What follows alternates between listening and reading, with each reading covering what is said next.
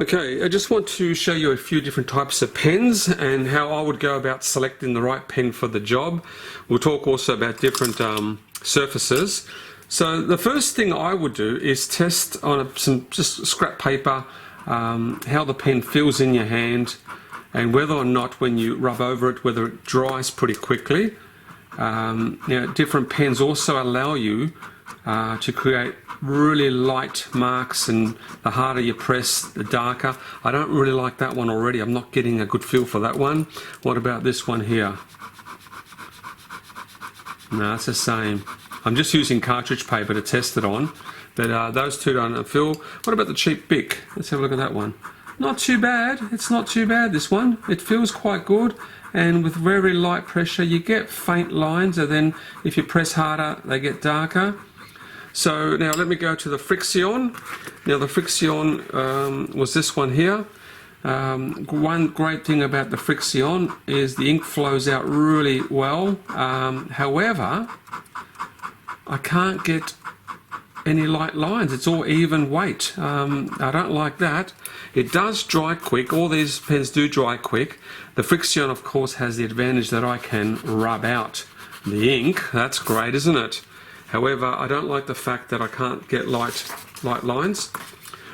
This one here, this is the Novotel pen, just a cheap one I got from the Novotel Hotel. So let's see how that one behaves. Now, the Novotel pen allows me to create faint light lines. It's not too bad. Oh, I don't mind the feel of this one in my hand either. So you want to really test to see how the pen behaves on paper. Do the old smudge test, see whether or not you can get faint lines and dark lines, and you want to avoid anything that kind of blotches as well. And what about this black one? That's not too bad either. So again, light to dark, and that's what you're looking for. Just a bit of mark making to test it all out to begin with. Okay, the other thing that is good to know is the way you might add tone. So some people, what they do is they keep the pen pressed down onto the paper and go back and forth.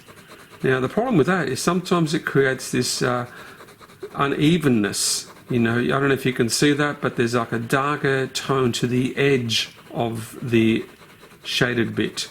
Around here, you don't want that. So what I suggest you do, I'll just move that across, is you lift the pen off the paper and you just do these singular strokes. And that way at least you can attempt to find more evenness with the weight of the lines that you're creating. And I'm doing this quite quickly. So you've got to be careful how you make the marks on the paper. Now, by all means, you can use a pencil to create an outline of what you're drawing. So I'll just try something here. Let's say you want to draw an eye, human eye. You can do the rough outline in pencil. And then, of course, you can go over the top of it then with the pen. So once you've got your outline in position, you get your favourite pen and then just ink it up. And it depends on whether you want a realistic style or not, but you can really have a bit of fun just trying different techniques and different mark making options with the pen. And I'm not using the erasable pen, I'm just using that cheap Novotel one. But the advantage you've got then, of course, is that once you've got your final ink drawing on the paper, you can then let that dry a little bit, few seconds, and then of course you take your trusty eraser and hopefully that's dry, but you would rub out the pencil marks and you're left with the ink. So we looked at the slideshow earlier and it looked at different mark making techniques. So yeah, of course, with this project you can experiment and try a variety of different techniques. This is the stippling, of course, just a series of dots, and of course the more concentrated the dots become, the darker the tone. So, and the dots don't have to be perfectly dots, you know, it depends on how you hold the pen. But that's a really effective way of creating some shading, some tone, which in turn will give definition to the shape and of course to the form. So that's one way of for doing it. Then of course you've got hatching, which essentially is drawing a series of lines in any direction. The lines don't have to be straight. You know, you can certainly have lines that curve. So again, hatching is a really effective technique. It does require some control, and the word cross-hatching means that you basically go the other way. And of course, you can vary the pressure on the pen, the distance of the lines, and the more concentrated they become, the darker the tone will appear on the paper. So hatching is another very effective technique. Scrubbling, I'll just get that in the center here, is really just basically a series of sort of swirls. You know, it's another really nice technique because you can vary the thickness or the darkness or the lightness of the line, and it's quite therapeutic to do this. You know, you're basically just moving around in a circular manner, creating these wonderful swirls, and the darker or the more concentrated the swirls are in one area, that will create the variations in tone. And you can see already I've got a darker patch here and then a lighter patch here. So that's another technique that you might want to try.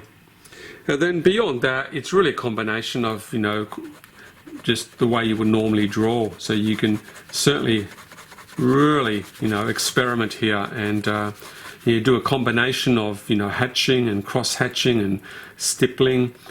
It doesn't have to be all the way through with one technique. So have a bit of fun with that, and hopefully you'll get some good results.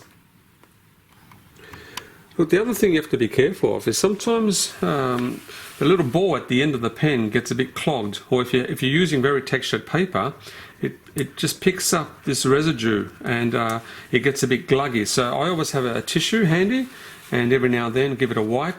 The other thing I recommend is before you start drawing, let's say this is your drawing area, have a test paper somewhere nearby, just a scrap piece of paper, and just, you know, make a few marks on that, test it out, get any glugginess out of the way, and then go back to your drawing.